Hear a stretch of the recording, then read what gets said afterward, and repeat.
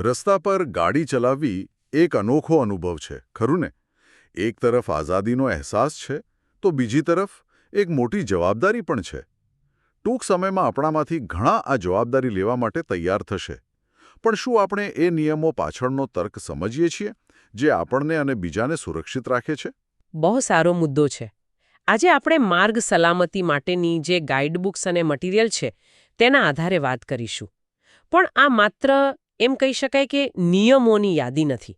આપણે સમજવાનો પ્રયાસ કરીશું કે આ નિયમો એક સામાજિક કરાર જેવા છે. રસ્તા પરનો દરેક ચાલક એકબીજા સાથે એક અજાણી ભાષામાં વાત કરતો હોય છે અને આ નિયમો એ ભાષાની લિપિ છે. વાહ, સરસ સરખામણી છે. એટલે કે આ નિયમોનો હેતુ માત્ર દંડથી બચાવવાનો નથી, પણ રસ્તા પર એક પ્રકારની અનુમાનિતતા એટલે કે પ્રિડિક્ટેબિલિટી ઊભી કરવાનો છે. મને ખબર હોવી જોઈએ કે સામેવાળું શું કરશે અને તેને ખબર હોવી જોઈએ કે હું શું કરીશ. ચલો આ વિચાર સાથે આ વિષયમાં ઊંડા ઉતરીએ અને સમજીએ કે આ સિસ્ટમ કેવી રીતે કામ કરે છે. તો ચાલો સૌથી પાયાના નિયમથી શરૂઆત કરીએ, જે આપણે કદાચ વિચાર્યા વગર જ પાડીએ છીએ. ડાબી બાજુ ચલાવવું. આપણે સૌ જાણીએ છીએ કે ભારતમાં ડાબી બાજુ ચલાવવાનું છે. પણ આટલું સરળ કેમ મહત્વનું છે? કારણ કે આ જ આપણી ચર્ચાનો પાયો છે, અનુમાનિતતા. જ્યારે દરેક વ્યક્તિ ડાબી બાજુ રહે છે ત્યારે સામેથી આવનાર વાહન ક્યાં હશે તેની આપણને 100% ખાતરી હોય છે. આ એક સરળ નિયમ અડધાથી વધુ મૂંઝવણ અને અકસ્માતની શક્યતાને દૂર કરી દે છે. અને હા, આ સિવાય કાયદાકીય રીતે જાહેર માર્ગ પર વાહન ચલાવવા માટે જે તે વાહનનું માન્ય ડ્રાઇવિંગ લાયસન્સ હોવું એ પહેલી અને અનિવાર્ય શરત છે. બરાબર છે. પણ મેં જોયું છે કે અમુક પરિસ્થિતિઓમાં ડાબી બાજુ રહેવું વધુ જરૂરી બની જાય છે, જેમ કે કોઈ સાંકડા પુલ પર કે વળાંક પર. શું સ્ત્રોતો આ વિશે કંઈક ચોક્કસ માર્ગદર્શન આપે છે? હા, બિલકુલ. અને તે ફરીથી એ જ સિદ્ધાંત પર પાછું આવે છે. નિયમ એ છે કે જ્યારે પણ તમારી દ્રષ્ટિ મર્યાદિત હોય અથવા પરિસ્થિતિ પર તમારું નિયંત્રણ ઓછું હોય ત્યારે ડાબી બાજુ જ રહો. સ્ત્રોતો આના 4 મુખ્ય ઉદાહરણો આપે છે. ઓકે, કયા 4? પહેલું, જ્યારે આગળ તીવ્ર વળાંક હોય અને તમને સામેથી શું આવી રહ્યું છે તે સ્પષ્ટ દેખાતું ન હોય. બીજું, જ્યારે રસ્તો ચઢાણ કે ઉતરાણવાળો હોય, જ્યાં ગતિ પર નિયંત્રણ રાખવું મુશ્કેલ બને. અને ત્રીજું, જ્યારે કોઈ અવરોધને કારણે આગળનો રસ્તો ન દેખાય. અને ચોથું? કદાચ એ હશે જ્યારે કોઈ બીજું વાહન આપણને ઓવરટેક કરી રહ્યું હોય. ત્યારે પરિસ્થિતિનું નિયંત્રણ તેમના હાથમાં હોય છે. બિલકુલ, તે સમયે લેન બદલવાનો પ્રયાસ કરવો એ જોખમને આમંત્રણ આપવા જેવું છે. આ ચારેય સંજોગોમાં તમારી લેન પકડી રાખવી એ સૌથી સલામત વિકલ્પ છે. આ જ સિદ્ધાંત હાઈવે જેવા મલ્ટીલેન રસ્તાઓ પર પણ લાગુ પડે છે. ભારે વાહનો જેવા કે ટ્રક અને બસ ને હંમેશા ડાબી લેનમાં રહેવા માટે કહેવામાં આવે છે, જેથી ઝડપી વાહનો માટે જમણી લેન ખાલી અને અનુમાનિત રહે. અને આ જ તર્ક વન વે અને રોંગ સાઇડ ડ્રાઇવિંગ પર પણ લાગુ પડે છે. જો તમે ટ્રાફિકના પ્રવાહની વિરુદ્ધ જાઓ તો તમે આખી સિસ્ટમની અનુમાનિતતાને તોડી નાખો છો, જે અત્યંત જોખમી છે. રિવર્સ લેતી વખતે પણ આવું જ છે. બીજાને ખબર નથી હોતી કે તમે ક્યાં સુધી પાછળ જશો, એટલે ધીરજ રાખવી જરૂરી છે. એકદમ સાચું. આ બધા નિયમોનો સાર એ જ છે. એવી રીતે વાહન ચલાવો કે બીજા તમારા ઈરાદાનો સરળતાથી અંદાજ લગાવી શકે. હાઈવે પર પોતાની લેન જાળવવી એ એક વાત છે, પણ જ્યારે આ બધી લેન એક મોટા 4 રસ્તા પર ભેગી થાય ત્યારે ખરી અરાજકતા સર્જાઈ શકે છે. અહીં જ માર્ગનો અધિકાર એટલે કે રાઇટ ઓફ વેનો ખ્યાલ અમલમાં આવે છે. કોને પહેલા જવાનો હક છે? આ એક મોટો પ્રશ્ન છે. અને નિયમો આ અરાજકતાને દૂર કરવા માટે એક સ્પષ્ટ પ્રાથમિકતાનો ક્રમ નક્કી કરે છે. સૌથી શક્તિશાળી સંકેત છે થોભો, એટલે કે સ્ટોપ. જ્યારે તમે આ સંકેત જુઓ ત્યારે કોઈ વિકલ્પ નથી. તમારે સ્ટોપ લાઇન પહેલા વાહન સંપૂર્ણપણે રોકવું જ પડશે. પછી મુખ્ય માર્ગના ટ્રાફિકને જવા દેવાનો છે. અને જ્યારે રસ્તો સંપૂર્ણપણે ખાલી હોય ત્યારે જ આગળ વધવાનું છે. અને માર્ગ આપો એટલે કે ગીવ વે સંકેતનું શું? તે થોભો કરતાં કેવી રીતે અલગ છે? ઘણીવાર લોકો આ બંનેને એક જ સમજી લે છે. બંને વચ્ચે સૂક્ષ્મ પણ મહત્વનો તફાવત છે. થોભો એટલે ફરજિયાતપણે શૂન્ય ગતિ પર આવવું, જ્યારે માર્ગ આપોનો અર્થ છે કે ગતિ ધીમી કરો, મુખ્ય માર્ગના ટ્રાફિકનું અવલોકન કરો અને જો સલામત જણાય તો રોકાયા વગર આગળ વધી શકો છો. પણ જો ટ્રાફિક હોય તો તમારે તેમને પ્રાથમિકતા આપવી પડશે. રસપ્રદ વાત એ છે કે આ બંને સંકેતો પાસે ભલે ઝીબ્રા ક્રોસિંગ ન હોય, રાહદારીઓને હંમેશા પ્રથમ હક મળે છે. આ સિવાય મને લાગે છે કે ઢાળવાળા રસ્તા પર પણ આવો જ કોઈ નિયમ છે. એકવાર હું પહાડી વિસ્તારમાં હતો અને એક સાંકડા રસ્તા પર સામેથી ટ્રક આવી રહી હતી. હું ઢાળ ઉતરી રહ્યો હતો અને તે ચડી રહ્યો હતો. મેં ગાડી સાઈડમાં લઈ લીધી. શું મેં બરાબર કર્યું? તમે બિલકુલ યોગ્ય કર્યું. નિયમ સ્પષ્ટપણે કહે છે કે ઢાળ ચડી રહેલા વાહનને હંમેશા અગ્રતા આપવી જોઈએ. આનું કારણ ભૌતિકશાસ્ત્રમાં છે. ચઢાણ પર ઊભેલા વાહનને ફરીથી ગતિ પકડવામાં વધુ મહેનત અને બળતણ લાગે છે, જ્યારે ઉતરી રહેલું વાહન સરળતાથી નિયંત્રિત થઈ શકે છે. આ જ રીતે જ્યારે તમે કોઈ નાની ગલી કે રહેણાંક વિસ્તારમાંથી મુખ્ય માર્ગ પર આવો ત્યારે મુખ્ય માર્ગ પરના વાહનોનો પ્રથમ હક બને છે. અને સૌથી મહત્વનો માર્ગનો અધિકાર એ કદાચ આપાતકાલીન વાહનોનો છે, જેમ કે એમ્બ્યુલન્સ કે ફાયર બ્રિગેડ. ચોક્કસપણે. અને આ માત્ર નૈતિક ફરજ નથી, પણ કાયદાકીય રીતે અત્યંત ગંભીર બાબત છે. સ્ત્રોતો સ્પષ્ટ કરે છે કે જો કોઈ ચાલક આવા વાહનને રસ્તો ન આપે તો તેને ભારે દંડ અને 6 મહિના સુધીની જેલની સજા પણ થઈ શકે છે. અને એ વિચારવા જેવું છે કે એ એમ્બ્યુલન્સમાં આપણો કોઈ નજીકનો સંબંધી પણ હોઈ શકે છે. થોડીક સેકન્ડનો વિલંબ કોઈના માટે જીવન મરણનો પ્રશ્ન બની શકે છે. આ નિયમ પાછળની માનવતા ખૂબ જ ઊંડી છે. આને ગુડ સમેરિટન એટલે કે ભલા વ્યક્તિ બનવાની ભાવના સાથે જોડી શકાય, ખરું ને? બિલકુલ. જ્યાં તમે કોઈની મદદ કરીને એક સારા નાગરિકની ફરજ નિભાવો છો. આ નિયમોનો ઉદ્દેશ એક સહાનુભૂતિપૂર્ણ અને સુરક્ષિત સમાજ બનાવવાનો છે. ઓકે, તો આપણે સમજ્યું કે રસ્તા પર પોતાની જગ્યા કેવી રીતે જાળવવી અને બીજાને ક્યારે માર્ગ આપવો. પણ હવે વાત કરીએ આપણી પોતાની દિશા બદલવાની. વળાંક લેવો જે એકદમ સામાન્ય ક્રિયા લાગે છે, તેમાં પણ ઘણા નિયમો છુપાયેલા છે. અને અહીં ફરીથી પેલો અનુમાનિતતાનો સિદ્ધાંત કેન્દ્રમાં આવે છે.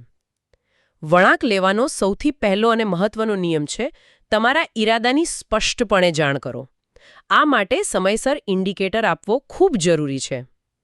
જો તમે ડાબી બાજુ વળવા માંગતા હો તો વળાંક આવે તેના ઘણા સમય પહેલા ઇન્ડિકેટર આપો અને ધીમે ધીમે ડાબી બાજુની લેનમાં આવી જાઓ. પછી જ અરીસામાં જોઈને જ્યારે સલામત જણાય ત્યારે વળો. જમણી તરફ વળતી વખતે મને હંમેશા એ ચિંતા થાય છે કે સામેથી આવતા ટ્રાફિકનો અંદાજ કેવી રીતે લગાવવો. ઘણીવાર લોકો બહુ ઝડપથી આવતા હોય છે. એવા સમયે સુરક્ષિત રીતે વળવા માટે કોઈ અંગૂઠાનો નિયમ છે? તમારો ડર સાચો છે, કારણ કે જમણો વળાંક વધુ જટિલ છે. અહીં પણ સમયસર સંકેત આપીને રસ્તાની વચ્ચેની સૌથી જમણી લેનમાં આવી જવું. અંગૂઠાનો નિયમ એ છે કે ક્યારે ઉતાવળ ન કરવી. સામેથી આવતા ટ્રાફિકને સંપૂર્ણપણે પસાર થવા દો. જો તમને સહેજ પણ શંકા હોય તો રાહ જુઓ. યાદ રાખો, રસ્તા પર રાહ જોવામાં કોઈ નાનપ નથી અને હંમેશા રાહદારીઓનું ધ્યાન રાખો જે કદાચ રસ્તો ક્રોસ કરી રહ્યા હોય. અને હવે વાત કરીએ સૌથી મુશ્કેલ મૂવની, યુ-ટર્ન. આ એક એવી ક્રિયા છે જેમાં ભૂલની કોઈ ગુંજાઈશ નથી. સાચી વાત છે. એટલે જ સ્ત્રોતો અમુક જગ્યાએ યુ-ટર્ન લેવાની સખત મનાઈ કરે છે. આ એવી જગ્યાઓ છે જ્યાં જોખમ સૌથી વધુ હોય, જેમ કે ખૂબ વ્યસ્ત રસ્તા પર જ્યાં સતત ટ્રાફિક હોય. બીજું, હાઈવે કે એક્સપ્રેસવે પર જ્યાં વાહનો અત્યંત તેજ ગતિએ આવતા હોય. ત્રીજું, જ્યાં રસ્તા પર સળંગ સફેદ કે પીળો પટ્ટો દોરેલો હોય. એનો અર્થ જ એ છે કે તેને પાર કરવાની મનાઈ છે. અને ચોથું, જ્યાં સ્પષ્ટપણે યુ-ટર્ન નહીંનું બોર્ડ લાગેલું હોય. તો પછી જો યુ-ટર્ન લેવો જ હોય તો તેની સૌથી સુરક્ષિત રીત કઈ છે? સૌથી સુરક્ષિત રીત છે 360 ડિગ્રી જાગૃતિ. તમારે આગળ પાછળ અને બંને બાજુના ટ્રાફિકનું અવલોકન કરવું પડશે. જ્યારે તમને ખાતરી હોય કે પૂરતું અંતર અને સમય છે અને તમારા આ પગલાંથી કોઈને અચાનક બ્રેક નહીં મારવી પડે, ત્યારે જ યુ-ટર્ન લો. આ દરમિયાન સાયકલ સવારો અને રાહદારીઓને હંમેશા પ્રાથમિકતા આપવી. યુ-ટર્નને તમારો અધિકાર નથી, એ એક સુવિધા છે જેનો ઉપયોગ ખૂબ જ સાવધાનીપૂર્વક કરવો જોઈએ. આપણે ઇન્ડિકેટર જેવા સંકેતોની વાત કરી જે આપણે બીજાને આપીએ છીએ. પણ હવે એ સંકેતોની વાત કરીએ જે રસ્તો આપણને આપે છે, એટલે કે ટ્રાફિક લાઇટ્સ. લાલ, પીળો અને લીલો. આનાથી વધુ સરળ શું હોઈ શકે? પણ આમાં પણ ઊંડાણ છે. બિલકુલ. આ રંગો ટ્રાફિકના પ્રવાહને નિયંત્રિત કરવા માટેની એક અત્યંત પ્રભાવી વ્યવસ્થા છે. લાલ બત્તીનો અર્થ સ્પષ્ટ છે, થોભો, સ્ટોપલાઇનની પાછળ, પહેલા નહીં. પણ અહીં એક રસપ્રદ છૂટછાટ છે જે ઘણા લોકો જાણતા નથી. લાલ બત્તી ચાલુ હોય ત્યારે જો તમારે ડાબી બાજુ વળવું હોય તો તમે વળી શકો છો, પણ 3 શરતો સાથે. પહેલા, જમણી બાજુથી આવતા ટ્રાફિકને જવા દો. બીજું, રાહદારીઓ અને સાયકલ સવારોને માર્ગ આપો. અને ત્રીજું, જ્યારે સંપૂર્ણ સલામત જણાય ત્યારે જ વળો. અને લબુક ઝબુક થતી લાલ બત્તીનું શું? તે મેં ઘણીવાર રાત્રે કે ઓછા ટ્રાફિકવાળા જંકશન પર જોઈ છે. લબુક ઝબુક થતી લાલ બત્તીને થોભો એટલે કે સ્ટોપ સંકેતની જેમ જ ગણવી. તેનો અર્થ છે સંપૂર્ણપણે થોભો, મુખ્ય માર્ગના ટ્રાફિકને પ્રાથમિકતા આપો અને પછી જ સાવચેતીપૂર્વક આગળ વધો. હવે લીલી બત્તી, જેનો અર્થ સૌ જાણે છે, જાઓ. પણ શું એનો અર્થ એ છે કે આંખ બંધ કરીને એક્સેલરેટર દબાવી દેવું? જરાય નહીં. લીલી બત્તીનો અર્થ છે તમે જઈ શકો છો, જો તમારો રસ્તો સાફ હોય તો. આ ખૂબ મહત્વનું છે. જો આગળ ટ્રાફિક જામ હોય અને તમે જંકશનની વચ્ચે જઈને ફસાઈ જાઓ તો તમે બીજાનો રસ્તો રોકી રહ્યા છો, ભલે તમારી પાસે લીલી બત્તી હોય. આને ડોન્ટ બ્લોક ધ બોક્સ કહેવાય છે. ઉપરાંત, જો લીલી બત્તી સાથે તીરનો સંકેત હોય તો તમે માત્ર તે તીરની દિશામાં જ જઈ શકો છો. અને હવે સૌથી વધુ ગેરસમજ પેદા કરતો સંકેત, પીળી બત્તી. ઘણા લોકો માટે, ખાસ કરીને આપણા શહેરોમાં, પીળી બત્તીનો અર્થ વધારે જોરથી એક્સેલરેટર દબાવો એવો થાય છે. હા, આ એક ખૂબ જ સામાન્ય અને જોખમી ગેરસમજ છે. વાસ્તવમાં પીળી બત્તીનો અર્થ બરાબર આનાથી ઉલટો છે. તે સંકેત છે કે લાલ બત્તી થવાની તૈયારી છે, માટે થોભવાની તૈયારી કરો. નિયમ મુજબ, જો તમે સુરક્ષિત રીતે રોકાઈ શકો તેમ હો તો તમારે સ્ટોપ લાઇન પહેલા રોકાઈ જવું જોઈએ. પણ માની લો કે હું સ્ટોપ લાઇનની એટલો નજીક છું કે અચાનક બ્રેક મારવાથી પાછળવાળો મને ઠોકી દેશે. તેવા સંજોગોમાં શું કરવું? આ જ તે એકમાત્ર અપવાદ છે. જો તમે લાઇન પાર કરી ચૂક્યા હો અથવા એટલા નજીક હો કે અચાનક રોકાવું વધુ જોખમી હોય, તો સાવચેતીપૂર્વક જંકશન પાર કરી લેવાની છૂટ છે. પણ આ અપવાદ છે, નિયમ નથી. અને છેલ્લે, લુબુક ઝબુક થતી પીળી બત્તીનો અર્થ છે ગતિ ધીમી કરો અને સાવધાનીથી આગળ વધો, આસપાસના ટ્રાફિક અને રાહદારીઓને પ્રાથમિકતા આપીને.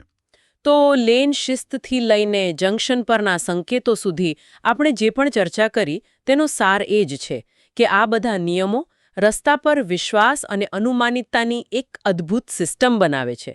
દરેક ડ્રાઈવર એવા વિશ્વાસ સાથે ગાડી ચલાવે છે કે બીજો પણ આ જ ભાષા સમજશે અને પાળશે. તમે તેને બરાબર સમજાવ્યું. આ નિયમોનું પાલન કરવું એ માત્ર દંડથી બચવા માટે નથી, તે દરેકની સુરક્ષા માટેની એક સહિયારી પ્રતિબદ્ધતા છે. સ્ટીયરિંગ વ્હીલ પાછળ બેઠેલી વ્યક્તિનો દરેક નિર્ણય, ભલે તે લેન બદલવાનો હોય કે ગતિ વધારવાનો, તેની સીધી અસર આસપાસના ડઝનેક લોકો પર પડે છે. આ સ્ત્રોતોએ વાહન ચાલકના નિયમોની એક ઉત્તમ રૂપરેખા આપી છે. પરંતુ તે એક મોટો પ્રશ્ન પણ ઊભો કરે છે. એક સાચા અર્થમાં સુરક્ષિત માર્ગ વ્યવસ્થા બનાવવા માટે માત્ર ડ્રાઈવર જ નહીં, પણ રાહદારીઓ, શહેરના આયોજકો અને વાહન બનાવતી કંપનીઓની શું જવાબદારીઓ હોવી જોઈએ? આગામી વખતે જ્યારે આપણે રસ્તા પર હોઈએ ત્યારે આના પર વિચાર કરવા જેવો છે.